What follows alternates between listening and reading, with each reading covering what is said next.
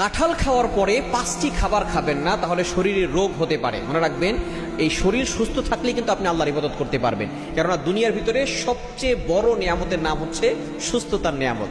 সুস্থ থাকলে একজন ব্যক্তি আল্লাহর ইবাদত বেশি বেশি করতে পারে, অসুস্থ হলে সে পরিপূর্ণভাবে আল্লাহর ইবাদত করতে পারে না।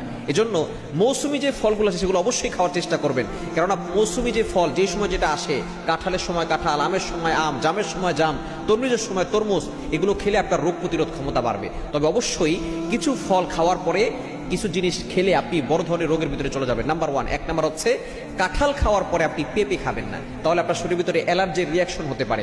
শরীরের ভিতরে চুলকানি ভাব, লালচে দানা ওঠা, এগুলো আপনার শরীরের ভিতরে উঠে যেতে পারে। এজন্য আপনি কাঁঠাল খাওয়ার পরে পেঁপে খাবেন না। নাম্বার 2, দ্বিতীয় নাম্বার হচ্ছে কাঁঠাল খাওয়ার পরে আপনি দুধ খাবেন না। মনে রাখবেন, কাঁঠালে কিন্তু একটু গ্যাস আছে, আবার দুধেও কিন্তু অনেক সময় অনেকের গ্যাস হয়ে যায়। সুতরাং এই কাঁঠাল খাওয়ার পরে যদি আপনি দুধ খান, তাহলে আপনার পেট ফাঁপা হয়ে যেতে পারে এবং বদহজম হওয়ার সম্ভাবনা আছে। এবং 3 নাম্বার হচ্ছে কাঁঠাল খাওয়ার পরে আপনি ভেন্ডি খাবেন না। ঢেঁড়স আছে না, ঢেঁড়স, এটা কিন্তু উপকারী একটা খাবার, উপকারী সবজি। আপনি কাঁঠাল খাওয়ার সাথে সাথে যদি আপনার ঢেঁড়স খান, তাহলে কিন্তু আপনার শরীরে ব্যথা হতে পারে। এ বিষয়ে অবশ্যই আপনি সতর্ক থাকবেন।